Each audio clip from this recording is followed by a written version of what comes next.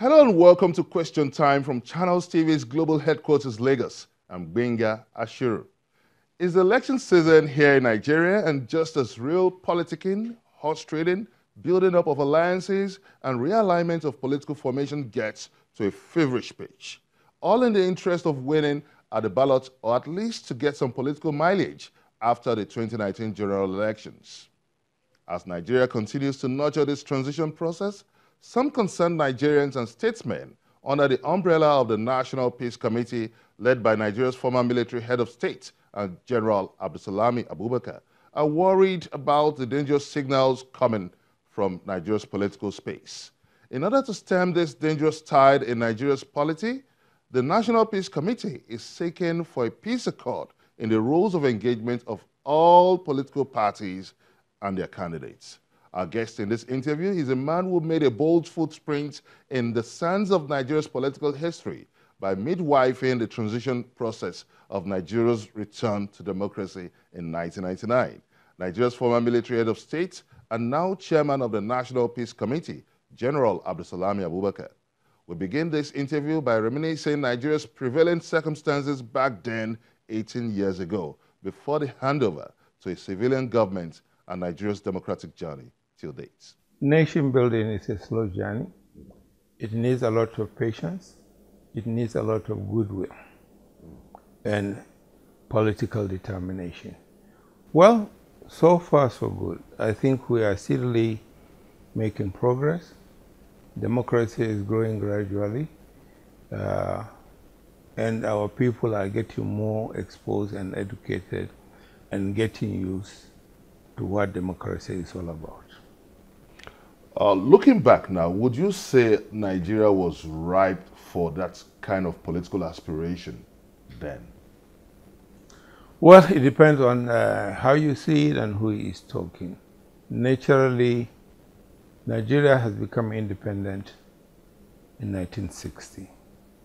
And before becoming independent, our former political leaders and founding fathers of this country were thinking about developing this country.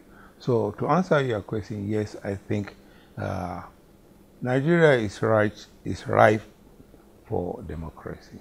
If you recall, considering the tension at that point in time, many skeptics felt that that transition program was going to be a stillbirth. But it appears you went through, against all odds, to insist on midwifing that transition program. What was the situation like then? Well, when destiny brought me to power that fateful day in 1998, Nigeria was at precipice.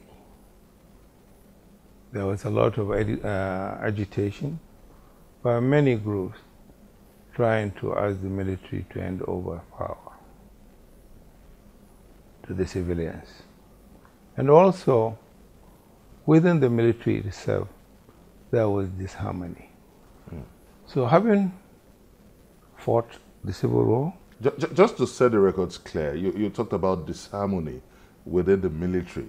Was it about the challenge of arriving at a collective decision that it was necessary to hand over to a civilian rule? No, we haven't reached that state. Okay. You are asking me the situation. Yes. So I was saying when I took over, there was this agitation by the democratic, in quote, Nigerians who are trying to oust the military. And also, within the military itself, there is disharmony. Disharmony in the sense that we are reaching a stage where instead of the military talking for Nigeria, there were some grumblings of elements now talking about their state, about their region. This is what I meant at that time. So when I came to power, with all this, the older generation of the military who are still in service, people like me and my other colleagues who fought the Civil War, came together and thought, look, we fought to keep this country together. And now with the agitation, the country is going to pieces. Why don't we now harness the country back and hand it over to the civilians as they so requested. So this was the urgent issue that made us decide to hand over the way we did. Did you see that as a risk at that point in time? Well, a risk as how? Considering that from the feelers we got then, there was some crop of military officers that felt that they've not had their own fair share of ruling the country, and it was not just nice for you to hand over to civilian regime, and those who feel that it was their birthright to continue to rule. Well, in any society, you'll find that there will always be agitation of one thing or the other. If there were, certainly the majority of the people were thinking, look, let's do the right thing and hand over to the civilian administration. And that is exactly how, through the help of all Nigerians and the right-thinking people in the military, we were able to really deliver on the promise. But was this the democracy you bargained for when you were setting up this transition program, when you handed over in 1999? Well, certainly, like I said in the beginning, nation building needs some patience, needs some willpower, needs determination. Are we there yet? We are on our way being there. Since we handed over, you can see democracy is gaining strength from strength. As of today, we have 91 registered political parties. So you can see now there is space and expansion of political activities in Nigeria. 91 parties, is that the desire? Is that too much? It's left for the politicians to think about it. Going back to the political structure you created then in 1999, that was essentially a two-party system.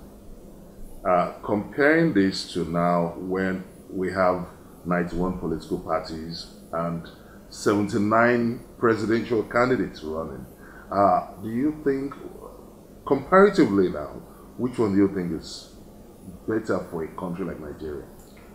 Well, there is a proverb, and British says, the more the merrier, the fewer the better. Certainly, the fewer political parties we have, I believe the more focused our politicking will be. When you have got a mushroom of parties, everybody trying his things, it's very difficult to have a cohesion towards the nation building in terms of building the democratic structures.